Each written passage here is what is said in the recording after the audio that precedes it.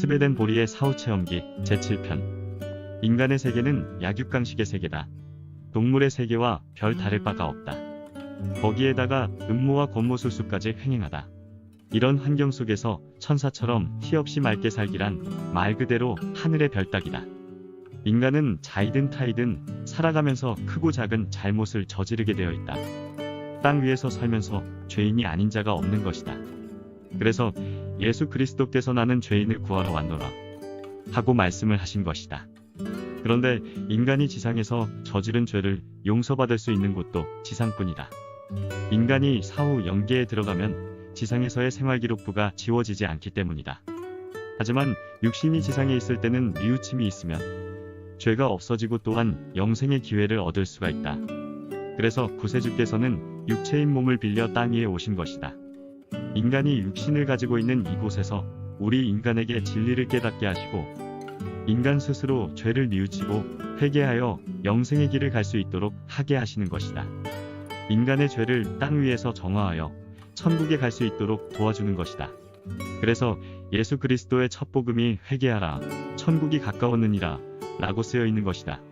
인간이 죽어 영계에 올라가 육신을 벗은 뒤에는 회개와 영생의 기회가 없기 때문이다. 그렇다고 말로만 회개하면 안 되는 것이고 거기에 따른 후속 행동이 있어야만 된다. 선을 행하라는 말씀이다. 의식적으로 죄를 멀리하고 영생을 위한 노력을 계속해야만 한다. 천계에서는 사랑이 곧 생명이다. 나 스베덴 보리는 이런 질문을 받았습니다. 지상에서 그 사랑의 생명체를 자기 영체에 심지 못한 사람은 영계에 가서 회개하고 뉘우치면 예수님이 사랑이라는 생명체를 영체에 심으시면 안 됩니까? 하고 말이다. 스베덴 보리왈. 영계에서 회개하고 뉘우쳐서 운명을 바꾸는 것은 절대 불가능합니다. 수많은 영인과 천사들과 교류한 경험이 있는 나는 분명히 말합니다. 죽은 뒤에는 회개와 영생은 결단코 없습니다. 역사 이래 영계에 들어와서 운명을 바꾼 자는 단 한 사람도 없습니다. 기회는 지상에서만 있습니다. 영계에 가서 지옥에 갈 운명이었는데 운이 좋아 천국에 가고 혹은 천국에 갈 운명이었는데 지옥에 간 예는 단 한 번도 없었습니다. 지옥의 영인을 천계의 천사로 바꾸는 것은 부엉이를 비둘기로 만드는 것보다 어렵습니다. 하늘나라에는 공짜가 없습니다. 천국에 가려면 각자 인간들이 지상에서 사랑과 봉사와 선행을 통해 걸어서 들어가는 곳입니다. 라고 말했다. 예수께서 골고다 산의 정상에서 십자가에 매달렸을 때 거기에 두 명의 강도가 예수님의 왼편과 오른편에 같이 매달렸다. 그때 왼편에 있는 강도가 예수님을 보고 조롱을 했다. 사람들이 당신을 구세주라고 그러던데 왜 자기 자신도 구하지 못하느냐? 정말 구세주라면 어디 한번 내려와 우리를 구해봐라.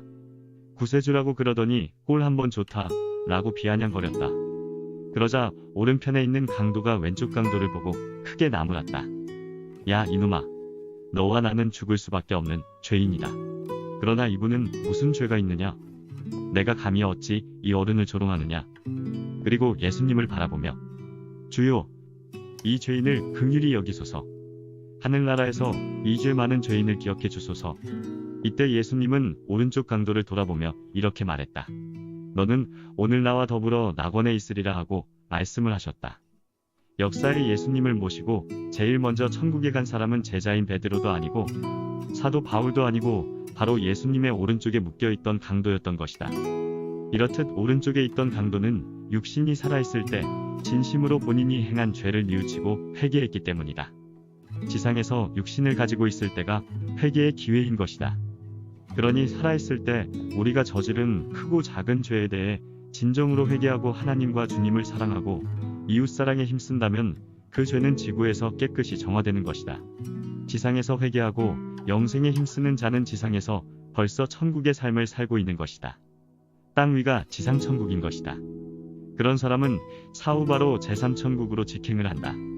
예수께서 한 번은 유대 서기관들과 바리새인들을 크게 질타한 적이 있었다. 화 있을 진저 외식하는 서기관과 바리새인들이여, 회칠한 무덤 같으니 겉으로는 아름답게 보이나 그 안에는 죽은 사람의 뼈와 모든 더러운 것이 가득하니라. 마태복음 23장 27절.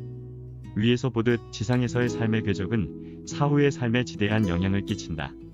그렇다고 하나님을 믿고 구세주를 받아들여야만 천국에 간다는 얘기는 아니다. 물론 하나님을 믿고 주님을 받아들이는 게 최선이지만 세계의 모든 종교가 하늘의 질서를 가르치고 있으며 간접적으로 하나님을 증거하고 있으니 거기에도 천국 가는 길은 있다. 천국은 기독교만의 전유물이 아니다.